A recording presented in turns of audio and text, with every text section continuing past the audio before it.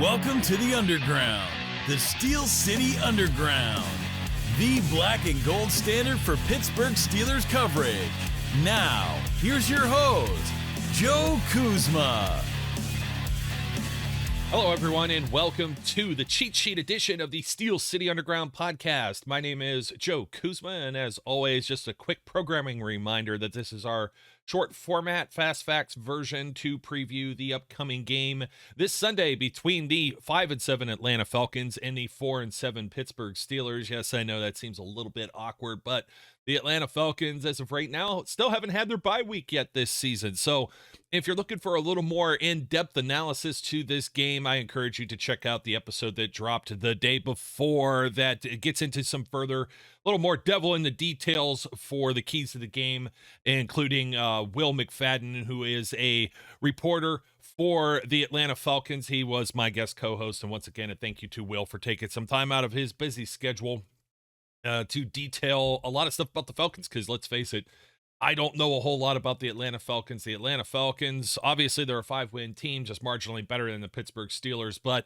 these appear once again this week to be two teams that are evenly matched in rankings, both 7-loss teams, both teams that are kind of trying to find themselves after having a franchise quarterback for so many years, et cetera, et cetera.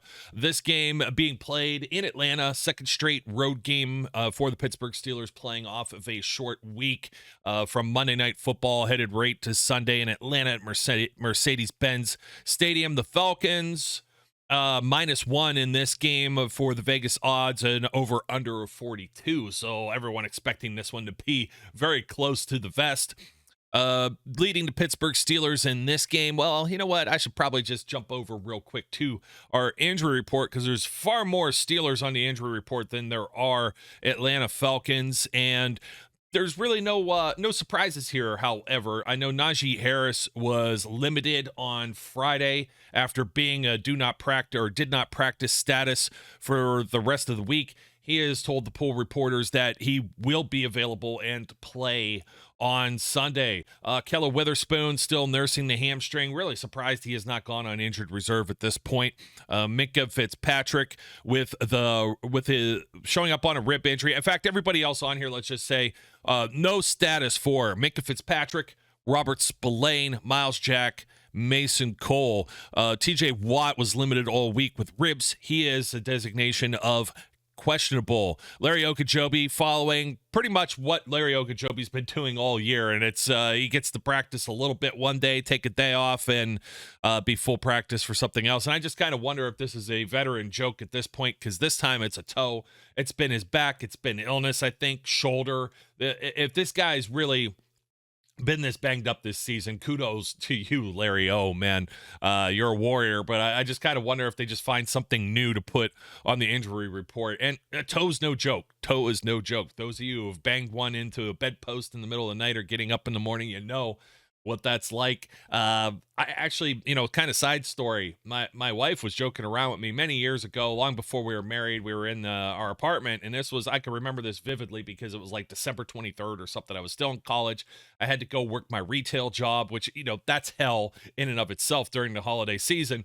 And I just got out of the shower or whatnot. I'm dressed, but I'm like partially dressed. I was wearing like slippers or socks or something on. And she shoved me, and I slipped, and I knocked my foot right into the baseboard of that hallway. I ended up breaking my freaking toe. It was black and black, not even black and blue, like black and black. And I had to walk around 2 days before Christmas with people asking me about stuff that wasn't in stock. So I won't make too much fun about Larry Ogunjobi and his toe here. I can sympathize with that. I swear this thing, when it gets to be cold weather, that my big toe still cracks every now and then, like some arthritis or whatever. Good news for Steelers special teams, though, because we'd already mentioned Robert Spillane is back, but so is Miles Boykin. Jalen Warren, who practiced all week, hamstring-wise, he appears to be full go. He is listed officially as questionable for this game, but it appears he will be playing. Benny Snell showed up on the report with a knee on Thursday, was a full participant on Friday as well. So Steelers look like they're going to be back to full strength. The other players that showed up on this report, not, we're in week 13 already. Cam Hayward had a Veteran Day arrest, and there was a personal matter for Isaiah Loudermilk where he was not available the last couple of days. So, but I in this case with Loudermilk, maybe he might just not be getting a helmet. He's been off and on as far as an active participant in games thus far this season. So that's for the Steelers side. If we head on over to the Atlanta Falcons, Arnold Ebekati, I believe that's how you pronounce his name. All players are questionable here. Bukati.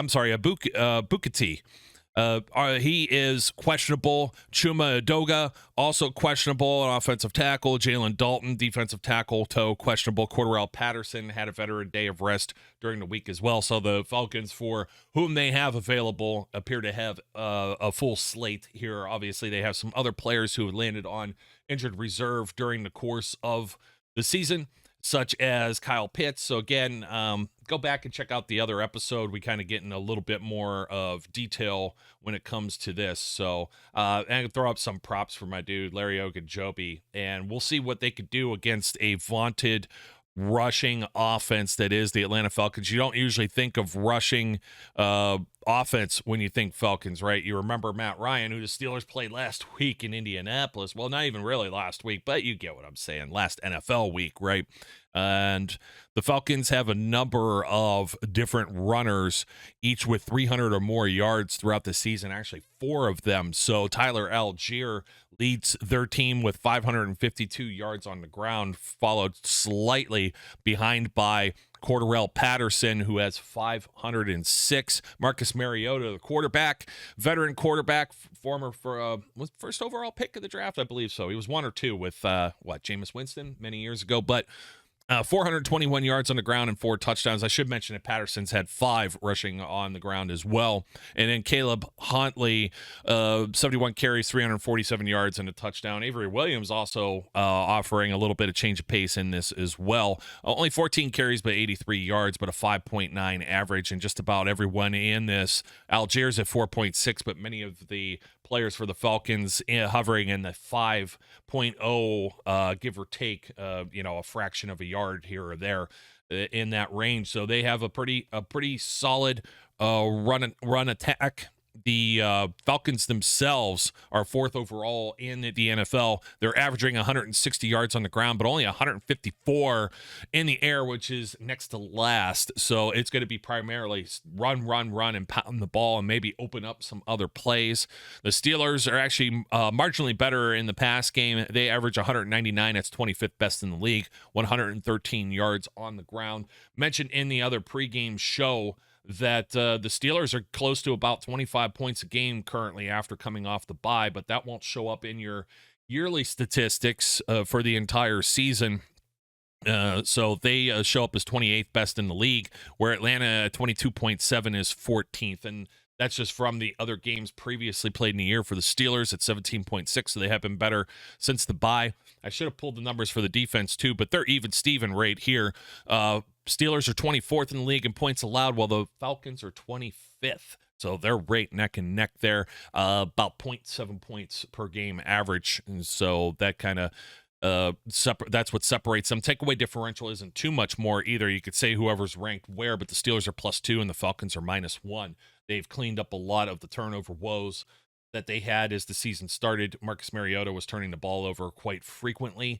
So yet another dynamic for this particular game. The Steelers' defense against the pass has been 30th, and that seems like it should be well in the favor of Pittsburgh versus Atlanta here when you're talking about matchups. We know it doesn't always turn out to be that way. So 30th against the pass and 6th against the run when you're talking about a 4th best run offense. So you've got 4 against 6, which is pretty good. Defensively for the Falcons, they're 28th against the pass and 21st against the run. So defensively, they're not very strong, but they've played in a lot of close games thus far this season. As we kind of go through some of the other series notes here and highlight the all-time Steelers lead this series, 14-2-1. You'll remember that tie many years ago. I want to say there was even a preseason game. I think it was the last one that actually went into overtime before they changed the preseason rules and said, no more of this garbage. We're not doing overtime in the postseason. But anyways, the Steelers are 14-2-1 all time against the Falcons. This regular season, there is no postseason history between the two. Obviously, they would have had to have played in the Super Bowl for that to have happened. At home, the Steelers are 7-0-1, and on the road in the Falcons building, they lead 7-2, but they have not played in this specific building. The last game on site was December 14th, 2014. That was in the old Georgia Dome, which has long since made way for the Mercedes-Benz Stadium. Steelers and Falcons last met at, what's now known as Acrisure Stadium back in 2018. So they're basically playing every 4 years. They don't play very frequently. Steelers have won the past 3 games in a row.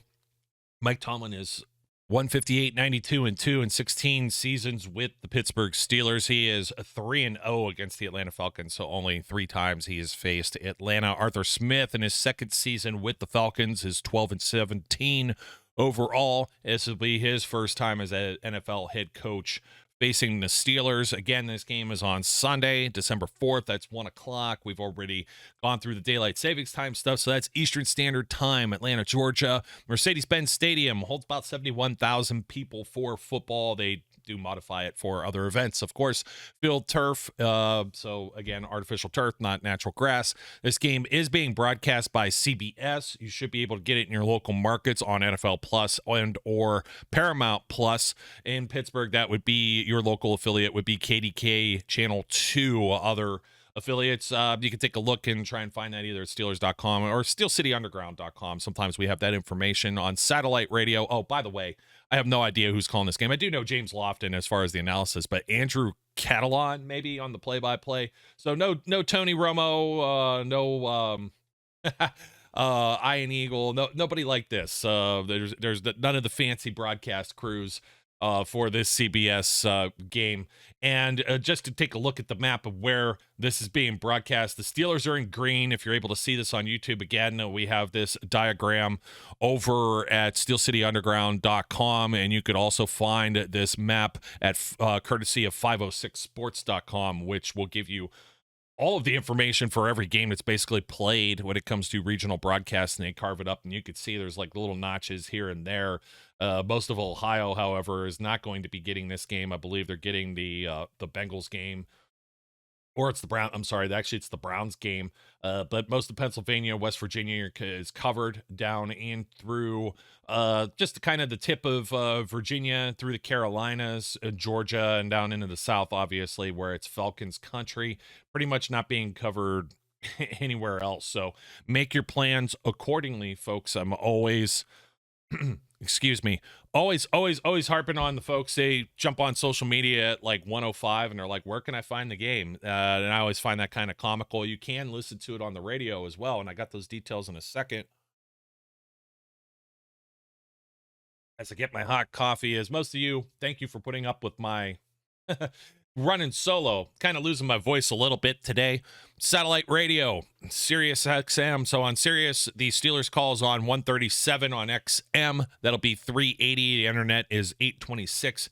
If you are so inclined, you could listen to the Falcons call over on Sirius 85, XM 225, and on the internet at 801. Steelers, of course, radio network, 48 affiliates. We have those listed on the website as well. Bill Hillgrove with the call. Craig Wolfley is the color guy, and your sideline reporters, as per the usual, Missy Matthews and Max Starks. Ron Torbert is your referee. Don't have a whole lot of things to say about Ron Torbert, other than they spelled his name wrong in the official NFL press releases for this game. Poor guy. It says like Trobert or Trobert or something like that. So Steelers coming off the win at Indianapolis last week, 24-17. Falcons coming off a loss, 19-13 against the Washington Commanders. Steelers are led by Kenny Pickett. Now 1,600 yards passing on the season, 3 touchdowns, 8 interceptions. Marcus Mariota leads the Falcons 2,052. I always want to say 2052. Passing yards, 14 touchdowns, 8 interceptions. So again, not a very big vaunted passing offense, and just by leaders, you wouldn't think much either when it comes to the ground game. But 585 yards on the ground for Najee Harris thus far this season for the Steelers. That's on 158 carries. It's still only about a 3.7 average, but he does have 4 touchdowns on the ground. and Tyler Algier will be is the leader. He's a rookie, leading the Atlanta Falcons, 552 yards, 4.6 average with just one touchdown on the ground. But I have to make the distinction here, as I did earlier. The Falcons have run as a team for 1,920 yards, while they've only given up 1,532 opponents. And just to put that into perspective with the Pittsburgh Steelers as a team have only been able to run for 1,250 yards. So about 700 yards separate these two teams, although the Falcons do have one more game played on kind of not having their bye. They're going to have their bye after this one. So just got to keep that in mind as you're watching this. It could be a slow plodding time of possession battle type contest between these two teams.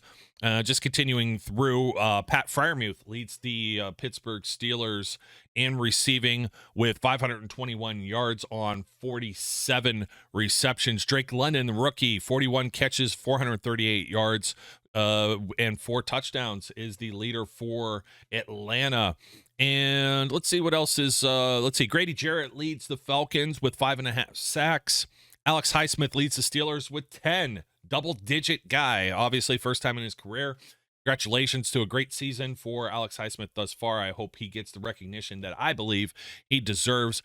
Micah Fitzpatrick and Levi Wallace are tied with 3 apiece when it comes to the interception leaders for the Steelers. A number of players have a pair of picks when we're talking about the Falcons: Richie Grant, Jalen Hawkins, and Michael Walker. And you're talking about linebackers, you know what I mean? So versus guys in the secondary. So that'll be kind of interesting to see.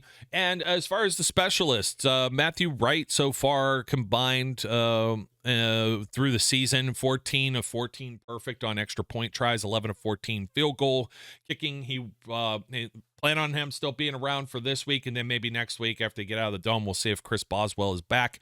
Younghoe Koo leads the Falcons. He's missed 2 extra points this year. He's 20 of 25 on field goal attempts. Just some other news and notes pertaining to this game. Kenny Pickett last week, 20 of 28 attempts. I'm sorry. Told you my voice was cracking a little bit here. That was 71.4% completions, only 174 yards, but it's his 3rd game this season with at least 70 or better passes completed. So Kenny getting it done in the pass game. That's tied for the 2nd most ever by a Pittsburgh Steelers rookie quarterback. He's looking for his 4th start in a row with no interceptions. He needs 400 pass yards to join Ben Roethlisberger, who had 2,621 in his rookie year 2004 as the only Steelers rookie quarterbacks with 2,000 or more pass yards. 400 in this game. I'm not seeing it. 400 before the season's over. More than likely, he will surpass Ben, and that's something to really put into perspective when you think that Kenny only came in at week 3 against the week 4 midway through against the New York Jets, and just continue to see some improvement, and we'll see what Pickett ends up doing. Once again, it's a controlled environment in the dome. He's going to have one of his favorite targets, of course, available to him is George Pickens. George Pickens led the team with 57 receiving yards against the Colts. He's looking for a 3rd in a row with at least 55 receiving yards. He has a touchdown in 2 of the last 3 games. He should have actually had one the other night as well. He's 3rd among rookies with 510 receiving yards and 4th with 36 catches. So the other counterpart in this game, the rookie wide receivers will be front and center for this one because, as we mentioned, Drake London, and he's going to be catching some passes from Marcus Mariota. So that will definitely be one of the storylines heading into this one. As we look at the Falcons notes, Marcus Mariota passed for 306 yards with 2 touchdowns in his only career game against the Steelers. That was back when he was a member of the Tennessee Titans in 2017. He has a 100-plus rating in 3 of his past 4 home games. He's looking for his 3rd in a row in Mercedes-Benz Stadium without an interception. So he's been protecting the football, being a little more careful with it as of late. Cordarrelle Patterson, he has 50-plus from the line of scrimmage. So 50-plus yards in 3 of his past 4 at home and 4 rushing touchdowns in his past 4 at home. So these guys love playing in their own building. He's looking for his 3rd in a row with at least 50 rushing yards on the ground. Tyler Algier, he is third amongst rookies in rushing yards and fourth in scrimmage, and he has 154 scrimmage yards, 77 per game, and a rushing touchdown in 2 games this season against AFC North opponents. So he's looking for his third in a row with at least 50 plus there on the ground. As we mentioned, Drake London, he has a receiving touchdown in 2 of his past 3 games also.